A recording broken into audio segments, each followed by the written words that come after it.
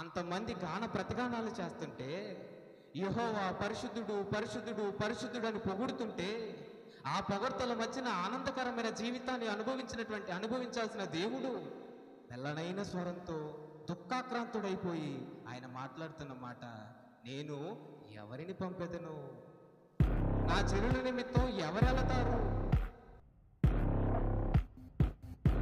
అనేది తల్లి గర్భంలో రోజులు నియమించి, నెలలు సంవత్సరాలు రోజులు నియమించి తల్లి గర్భంలో ముద్రించి నిన్ను భూమి మీదకు పంపించాడు.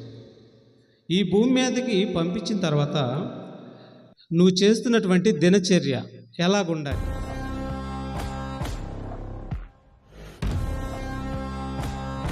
మన మధ్య రవికుమార్ గారు చాలా చక్కని విషయాలు, మనిషి యొక్క జీవితం ఎలాంటిది, మనకున్నటువంటి సంవత్సరాలని ఎన్ని భాగాలుగా విభజించాలి.